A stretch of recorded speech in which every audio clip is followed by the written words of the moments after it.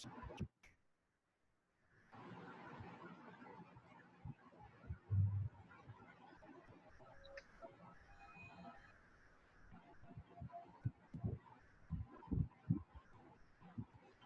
वालेकुम रहमतुल्लाह।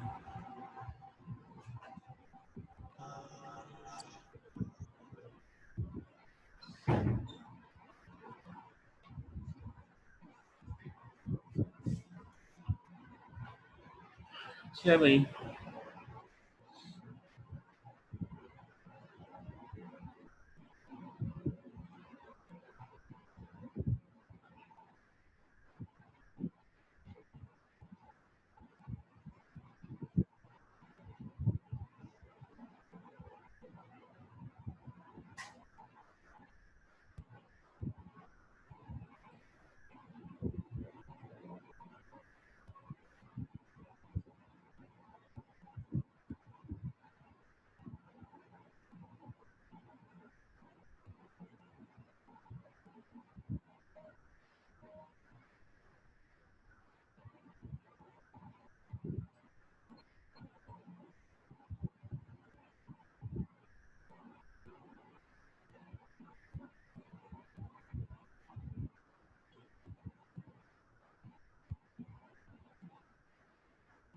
अच्छा भाई, यहाँ पे जो है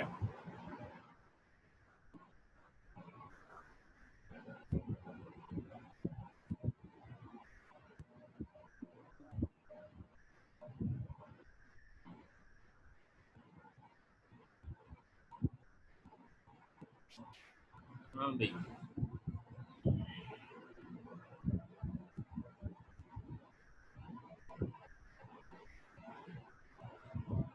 दोबारा स्टार्ट करते हैं जी। लास्ट टाइम हम जो है कुछ चीज़ें देख रहे थे इंटरनेट से मतलब इंटरनेट। आ, आपकी नज़र में इंटरनेट जो है वो गूगल है, यूट्यूब है, और इंटरनेट की बहुत सारी चीज़ें हैं, और बैक द स्क्रीन जो है इंटरनेट अस्सलाम के। वालेकुम सर। वालेकुम सर अस्सलाम। स्क्रीन शेयर करते हैं। शेयर नहीं है? नहीं सर। अच्छा भाई, शेयर स्क्रीन। तो कंप्यूटर जो है, इंटरनेट क्या है? connected computers, collection of computers, network that use protocol to exchange data, world wide web. यानी जो इंटरकनेक्टेड कंप्यूटर के डिफरेंट नेटवर्क्स हैं, सिंगल कंप्यूटर भी हो सकते हैं, इंटरकनेक्टेड नेटवर्क्स भी हो सकते हैं। इसको क्या कहा जाता है? किसी प्रोटोकॉल के तहत जब इंटरकनेक्ट होते हैं और प्रोटोकॉल के तहत जो डाटा एक्सचेंज करते हैं, इसको क्या कहते हैं? इंटरनेट। इंटरनेट की ये थोड़ी सी बेसिक्स हैं, ये आपने इंट्रोडक्शन में भी पढ़ी हुई कि कब बना, किसने बनाया, कब क्या हुआ। ये चीज़ें आप उससे भी देख सकते हैं हिस्ट्री के पॉइंट ऑफ व्यू। ये बहुत सारी चीज़ें जो आप इंटरनेट पे देखते हैं, चाहे वो पोर्टल है, चाहे वो मेल है, चाहे जो हमारे पास डिफरेंट एंटरटेनमेंट वेबसाइट्स हैं, ये सारी चीज़ें इंटरनेट में। अब इंटरनेट में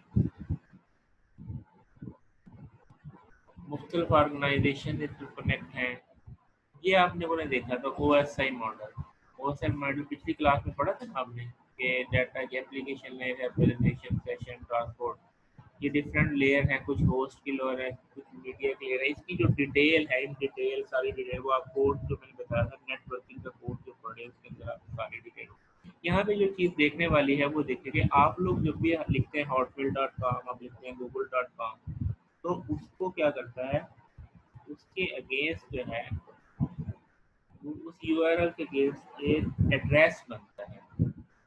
क्या बनता है? आईपी बनता है। Protocol for data exchange between computer के लिए क्या चाहिए होता है? एक आईपी एड्रेस होता है। आईपी एड्रेस के अंदर जो है, इसकी भी डिटेल आप आईपी वर्जन 4, 5, 6 वगैरह के नेटवर्क में पढ़ेंगे। एड्रेस के अंदर ये बिल्कुल ऐसे ही समझ लें कि बस किया ये चाह रहा है। अगर मैं ये कहूँ कि ये हाउस नंबर है, ये जो है आपका ब्लॉक नंबर है, ये आपकी कॉलोनी का नाम है, ये आपका सिटी का नेम है। इसी तरीके से वर्ल्ड वाइड वेब में क्या होता है कि ये वर्ल्ड में आप कहाँ पे एशिया में हैं, आप एशिया से साउथ एशिया में, पाकिस्तान में, आप लाहौर में हैं। इस तरीके से जो है एड्रेसिंग होती है, ठीक है। और ये बाइनरी में है, और बाइनरी से जो है वो हेक्साडेसिमल के अंदर की जो है उसकी एड्रेसिंग कन्वर्ट की जाती है।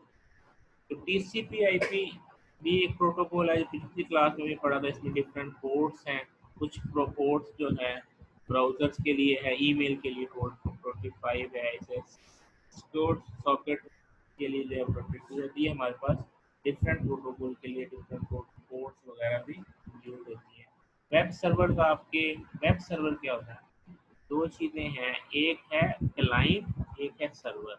क्लाइंट रिक्वेस्ट भेजता है सर्वर को और सर्वर उसके रिस्पांस में डाटा या जो चीज़ रिक्वेस्ट करता है उसको सेंड करता है। तो जो ये सर्विसेज देते हैं उनको वेब सर्वर कहते हैं। अब वेब सर्वर जैसे आपका अपाची का वेब सर्वर है, माइक्रोसॉफ्ट का है, इंटरनेट इंफॉर्मेशन सर्विस है, वैम सर्वर है। ये मुख्तलिफ जो है सर्वर है जो क्या करते हैं, वेब को एंटरटेन जो है एंटरटेन करते हैं, तो सर्विसेज देते हैं। ठीक है। एप्लीकेशन सर्वर्स क्या हैं? जैसे अपेची है, ग्लास फिश है, वेब स्फीयर है, वेब लॉजिक, ये हमारे पास एप्लीकेशन सर्वर। एप्लीकेशन सर्वर का मतलब ऐसा सर्वर जिसके ऊपर आप एप्लीकेशन बनाते हैं, एप्लीकेशन को टेस्ट करते हैं, वो क्या कहते हैं? Software framework that provide an environment where application can run, where application can test, वो क्या कहते हैं? Application server.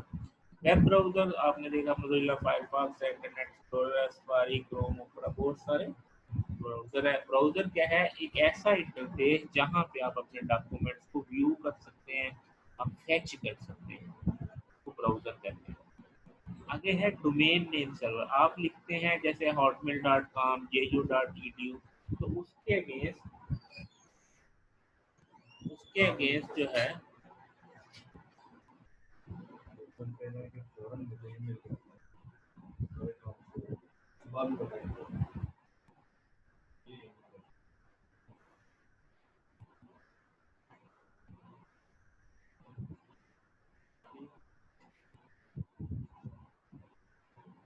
अच्छा, अब इसमें जो है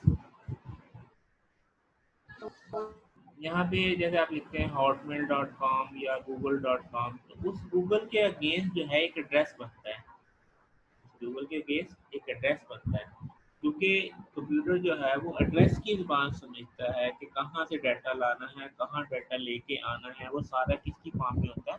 एड्रेस की फॉर्म में होता है। लेकिन हम एड्रेस क्योंकि याद रखना हमारे लिए मुश्किल है, तो हम क्या करते हैं, हम यूआरएल लिखते हैं, यानी इंग्लिश स्टेटमेंट में जैसे डॉट डॉट करके लिखते हैं, जैसे hotmail.com, google.com, आप जैसे student.gcuf.edu.pk, ये सारी चीज़ें जो है अब इसको यहाँ पे लिखते हैं। तो उसके अगेंस्ट जिसकी कन्वर्जन है वो कौन करता है? Domain name server. एक सर्वर है डीएनएस सर्वर जिसको कहते हैं, वो क्या करता है कि आपके रिटर्न नेम को आईपी एड्रेस के अंदर कन्वर्ट करता है। अच्छा, इसके अलावा अगर आपने ये देखना हो यूनिफॉर्म यूआरएल क्या है, वो जो आप लिखते हैं ना, जैसे student.gcf.edu.pk, इसको क्या कहते हैं? http के साथ कॉलन अस्सलाम फॉरवर्ड वालेकुम स्लैश सर। जी वालेकुम सलाम।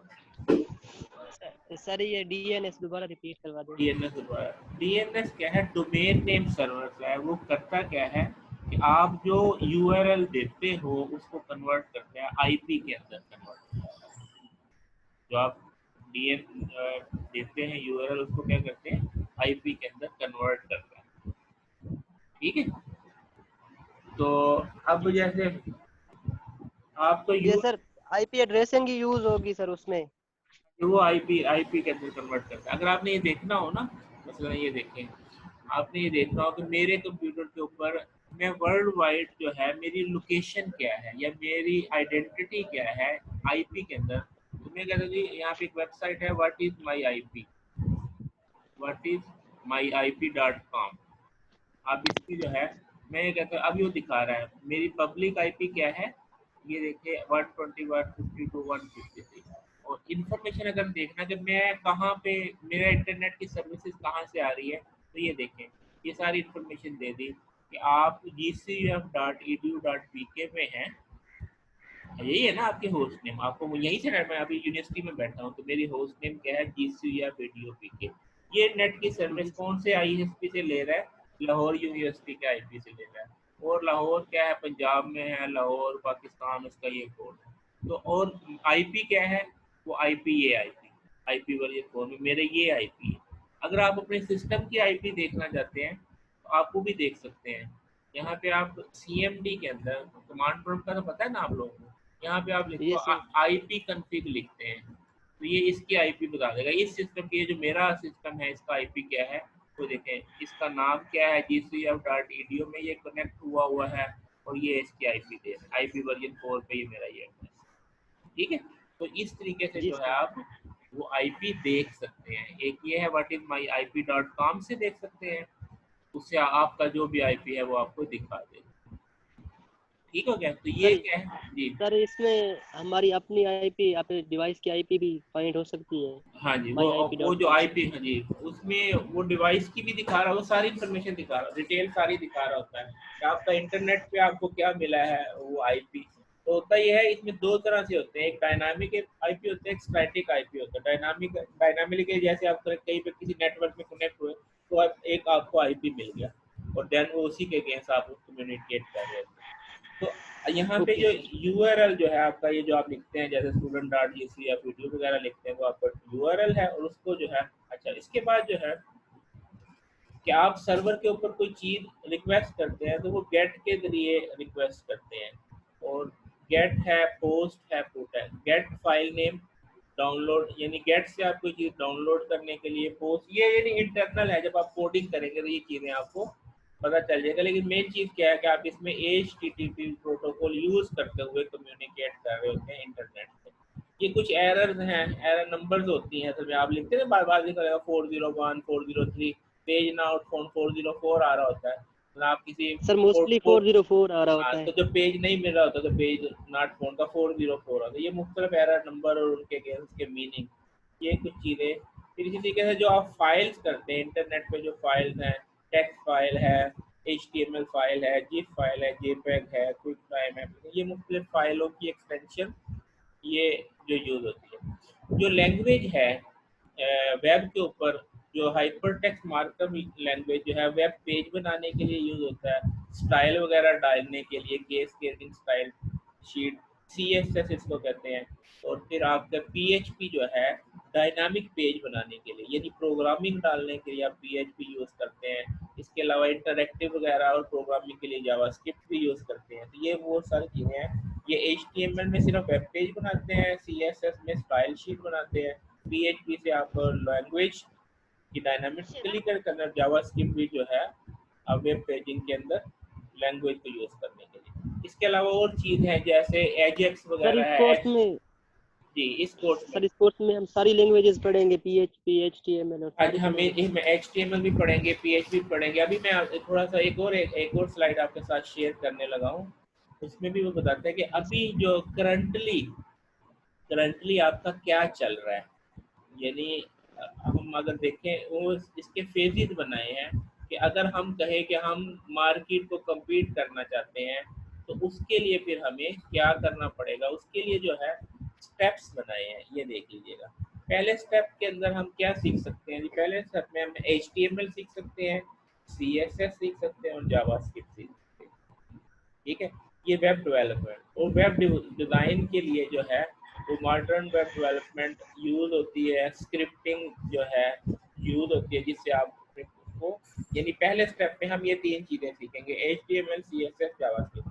दूसरे स्टेप में आप इसको ओके सर। मज़ीद फर्दर जो है एनहांस कर सकते हैं कि आप HTML और CSS की मज़ीद स्पेशलिटीज़, मसलन आप गूगल मैप्स बीच में यूज़ कर लें, गूगल फॉन्ट कर लें, आइकन्स यूज़ कर लें, और डाटा ऑब्जेक्ट मॉडल यूज़ कर लें, एजेक्स यूज़ कर लें, जेसन यूज़ कर लें। ये वो मुख्तलिफ चीज़ें हैं। ये दूसरे स्टेप में हम ये चीज़ें सीखेंगे। तीसरे स्टेप में जो है फ्रेमवर्क है, मुख्तलिफ फ्रेमवर्क है, तो रिएक्ट है, आप एंगुलर JS है, VU है, W3 है, फिर बूटस्ट्रैप है, मटेरियल डिज़ाइन है, ये चीज़ें हम सीखेंगे। jQuery है। चौथे स्टेप के अंदर ये है, ये यहाँ तक ये सारी चीज़ें थी, यहाँ तक हम फ्रंट एंड की बात कर रहे थे, यानी HTML में भी फ्रंट एंड था, CSS में भी फ्रंट था, स्क्रिप्टिंग में भी फ्रंट एंड को इंटरएक्टिव कर रहे थे। अब बैक एंड में हमारे पास क्या आगे, डेटाबेसेस आ गए, और उस डाटा को मैनिपुलेट करने के लिए जो लैंग्वेजेस हैं जैसे PHP होगी, ASP होगी, पाइथन होगी, SQL, हमारे पास डेटाबेस आ गया। इसी तरीके से जावा स्क्रिप्टिंग में फुल स्टैक बेस जो है SQL है, Node.js है, MySQL है, MongoDB भी एक डेटाबेस है जो क्लाउड सपोर्टेड है। इसी तरीके से आप मीन स्टैक कर सकते हैं। आजकल जो बड़ी मशहूर है मीन स्टैक। मीन स्टैक में के अंदर क्या है, जावा स्क्रिप्टिंग है, डेटाबेस के लिए मोंगोडीबी है और एंगुलर जेएस है, एंगुलर जावास्क्रिप्ट है। अच्छा, इस सारे को, ये जो मैंने अभी बातें की हैं, उसको हमने एक जो है एक मैप बनाया है। मैप में क्या है कि आप शुरू में बेसिक सीखते हैं तो HTML, CSS, जावास्क्रिप्ट, jQuery ये सीखते हैं। आप इसमें और डीप जाते हैं तो आप CSS में और फ्रेमवर्क की सिलेक्शन करते हैं, बूटस्ट्रैप है, ठीक है, और ली, स्टाइलस और ये प्री प्रोसेसर है। फिर इसी तरीके से जावास्क्रिप्ट में आते हैं तो आप JSet और जेमिनी ये चीज़ें, और फिर इसी तरीके से npm स्क्रिप्ट, ग्रंट, यार और npm ये की डिटेल फर्दर। फिर फ्रेमवर्क आप करते हैं, एंगुलर है, रिएक्ट है, वीयू है, ये हमारे पास फ्रेमवर्क्स आ गए। उसके बाद फिर हमारे पास ये लोडर और बंडल, जिसमें कि आप परफॉर्मेंस ऑफ वेबसाइट को डील करते हैं, वो ये है हमारे पास आगे। फिर इसी तरीके से जावास्क्रिप्ट के अंदर सर्चिंग के लिए रेजेक्स है, डिज़ाइन पैटर्न्स हैं, ये सारी चीज़ें क्या होती जा रही है, एडवांस से एडवांस होती जा रही है। कि मार्केट में अगर आप इन सारी चीज़ों को गूगल करें या आप जो जॉब पोर्टल्स हैं, जॉब पोर्टल पे आप जाके देखें तो वहाँ पे किन चीज़ों की डिमांड है तो आपको यही नेम्स नज़र आएंगे। तो इन चीज़ों को बताने का क्या मकसद है, इन चीज़ों के बताने का मकसद ये है, सॉरी ये अब ये भी देख लें, इसको मैं मुकम्मल कर लेते हैं, फिर बाद में बताता हूँ कि इस सारे का हमारा मकसद क्या है, इस सारे को दिखाने का। जी, अब उसके बैक एंड पे आ गए तो आपके पास ये पिप पाइथन का जो है, पिप में पैकेज मैनेजर है, ये पाइथन के मतलब इन्फॉर्मेशन आ गई, PHP 7 के मतलब आ गई, ये रबी रेल के मतलब, ये नोड JS के मतलब। अच्छा, और फिर इसकी तरह C# आ गई, जावा की, ठीक है, डॉट नेट आ गए। फिर ये वेब सर्वर्स में हमारे पास ये वेब सर्वर्स के अपाची आ गया, ये नेगनिक्स आ गया, ये डॉकर, ओपनजीएल, ये क्लाउड बेस्ड सॉल्यूशंस हैं। कुछ एप्लीकेशन सर्वर्स हैं, कुछ वेब सर्वर्स हैं, ठीक है। और फिर इसी तरीके से हमारे पास यहाँ पे ये डेटाबेसेस में आ गया। आपके पास डेटाबेस जो आपने पढ़ा होगा, आपने SQL का नाम सुना होगा, आपने ओरेकल का नाम सुना होगा। ये जो SQL और ओरेकल वगैरह है, ये रिलेशनल डेटाबेस है। ओरेकल है, PostgreSQL है, जो है ये MariaDB है, MySQL है। इसी तरीके से जो हमारे पास रिलेशनल डेटाबेस होते हैं, ये टेबल्स के ऊपर बेस करते हैं। फिर टेबल्स के ऊपर रिलेशनशिप लगाए जाते हैं, प्राइमरी कीज लगाए। डेटाबेस का कोर्स आपने पढ़ा है ना, कि नहीं? ये सर पढ़ा है। जी सर, पढ़ा हुआ है। हाँ, तो आपने वो देखा, वो आपने पढ़ा था रिलेशनल डेटाबेस। रिलेशनल के अलावा नो सीक्वल डेटाबेस भी होता है, जिसके अंदर इसमें रेडिस है, मोंगोडीबी है, ये वो है, ये भी जो है आजकल मोंगोडीबी पड़ा है, रेडिस पड़ा चल रहा है, ठीक है, तो ये वो है। अच्छा, अब इन सारी चीजों को बताने का क्या मकसद है, आप जो है जॉब पोर्टल देखा, अब जैसे आप पास आउट होते हैं 1 साल बाद, तो 1 साल के बाद आप मार्केट में अगर आप कुछ सीख के जाएंगे तो फिर आप इंटर्नी नहीं लगेंगे, बल्कि डायरेक्ट जॉब पे लगेंगे। तो तभी होगा कि आप वो चीज़ सीख के जाएं जो मार्केट में चल रही है। तो आप जॉब पोर्टल्स पे आप देख सकते हैं कि इस टाइम हॉट चीज़ें कौन सी है, देन आप डिसाइड करें। अब देखो सिंपल है, ये सारी चीज़ें मल्टीपल है। जैसे मल्टीपल से क्या बना रहा है, इसको ज़रा समझ लें। आप पाइथन सीख लें, आप PHP सीख लें, आप रबी एंड रेल कर ले, आप JSP कर ले, ASP कर ले, PHP कर ले, सारों का काम एक ही है। लेकिन अब आपने ये देखना कि मैं कौन सा सिलेक्ट करूं। सबसे वेब पेज ही बनते हैं, सबसे इंटरैक्टिव वेब डेवलपमेंट ही होती है। लेकिन अगर शुरू के अंदर ही, जैसे शुरू के अंदर सिलेक्शन के क्या बता है, मैं आपको HTML सिखा दूंगा, मैं आपको PHP सिखा दूंगा, स्क्रिप्टिंग सिखा दूंगा, ठीक है। उसके बाद जब आपको प्रोजेक्ट करना होगा तो आप साथ साथ ये चीज़ें देखेंगे। कैसे देखेंगे वो भी मैं बताऊंगा, कहाँ से मटेरियल मिलेगा, कहाँ से सीखना है, वो सारी बातें बताऊंगा, ठीक है। तो अगर आप साथ साथ जो भी अपनी आपकी इंटरेस्ट की चीज़ है उसको टच करें, उसको एग्जीक्यूट करें, उसको अंदर काम करें, और इस सेमेस्टर के एंड पे अगर आप एक प्रोजेक्ट डिलीवर करते हैं जो टर्म प्रोजेक्ट के तौर पे और अपने पसंद के टूल के अंदर करेंगे तो आपको इसके अंदर गिरफ्त आ जाएगी। फिर MSc के एंड पे अगर आप अपना प्रोजेक्ट करते हैं, थीसिस प्रोजेक्ट बेस करते हैं, और उसके अंदर आप इसको यूज करते हैं, तो इसका क्या होगा कि जब आप पास आउट होंगे आपके पास स्किल होगी एक अच्छे टूल की जो मार्केट में इन होगी। समझ आ गई बात की? अब इन सारों को अब आपका टास्क ये है कि इन सारी टर्म्स को आपने गूगल करना है और देखना है कि कौन सी चीज क्या काम करती है। अभी चलें ठीक है, क्लास का टाइम खत्म हो गया, इंशाल्लाह नेक्स्ट क्लास में मिलते हैं। अल्लाह ओके सर। ये अटेंडेंस मुझे भेज देना सियार। Okay sir. वीडियो तो नहीं डाली